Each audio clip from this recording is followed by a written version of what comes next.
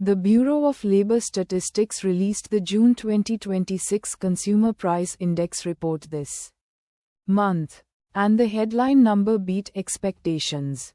Annual inflation came in at 3.5%, down from 4.2% in May, and economists surveyed by Dow Jones had actually forecast a smaller drop to 3.8%.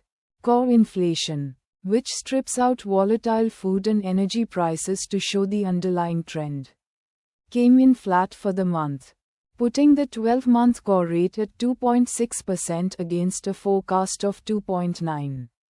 On paper, that is unambiguously good news. Prices cooling faster than experts predicted. But the reason behind the drop is doing a lot of the work here. And that reason is more fragile than the headline number suggests. Let us sort the signal from the noise. Walk through what actually moved. The single largest driver of June's slowdown was energy prices, which rose 15.7% year-over-year, a sharp deceleration from 23.5% in May. That one component did most of the heavy lifting in pulling the headline number down, more than offsetting continued increases in shelter and food costs, which stayed stubbornly elevated. Gasoline prices specifically fell during June, directly lowering what households pay at the pump and, by extension, the transportation costs baked into everything shipped by truck. This is worth sitting with for a moment, because it means the good news is concentrated in one volatile category rather than spread evenly across the economy. A CPI report where core inflation, the more stable, longer trend measure, stays roughly flat while energy swings wildly is a report describing a temporary tailwind more than a broad-based cooling of prices. The energy story traces directly back to geopolitics, not any underlying economic shift. Roughly a month before this report, the United States and Iran signed a memorandum of understanding establishing a 60-day ceasefire in their conflict, which had been pushing oil and gas prices up sharply for months as markets priced in the risk of supply disruption through the region. When the ceasefire took hold, that risk premium came out of energy prices, which is the mechanical reason June's numbers improved as much as they did. That is real relief for anyone's monthly budget. Cheaper gas is cheaper gas regardless of why. But it also means June's improvement is tied to the stability of a specific recent diplomatic agreement between two countries that have been at war, rather than to underlying forces like productivity growth, easing supply chains, or genuinely slower consumer demand, which are the kinds of drivers that tend to hold up over time. Here is the part getting buried under the good headline. Reporting from the days after this data release notes that tensions between the United States and Iran have already flared again, this time over control of the Strait of Hormuz, one of the world's most critical oil shipping choke points.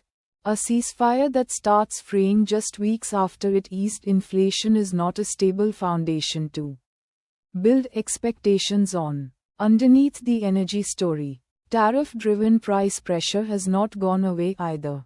Tomato prices climbed 20% over the past year due to a mix of tariffs and adverse weather. And apparel prices, which are sensitive to both energy and tariff costs, are volatile enough that a small monthly dip does not confirm a trend.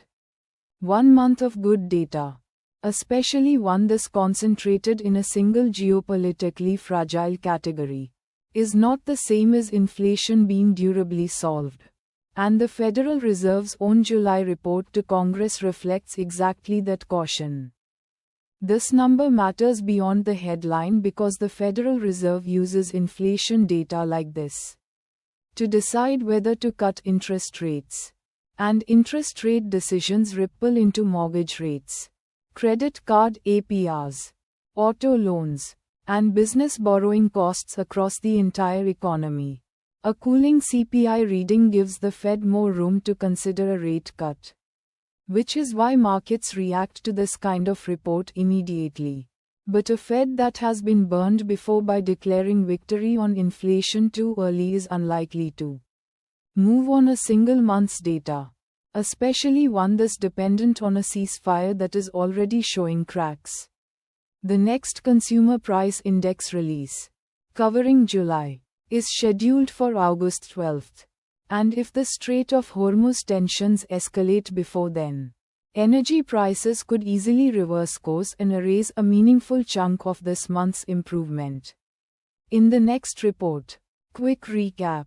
June's consumer price index showed annual inflation cooling to 3.5%, beating forecasts, driven almost entirely by an energy price drop tied to the temporary United States and Iran ceasefire, while core inflation stayed roughly flat and tariff-driven costs in categories like produce kept climbing. So, signal or noise? Split verdict. Signal.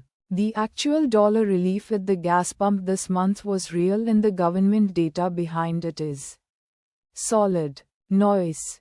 On treating this as proof that inflation is durably beaten, because the driver behind the improvement is tied to a ceasefire that was already fraying days after this report published. Watch the August 12 report and watch the Strait of Hormuz headlines together. They are more connected to your grocery bill than they look.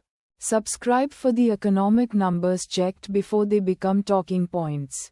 Signal from the noise. Every week,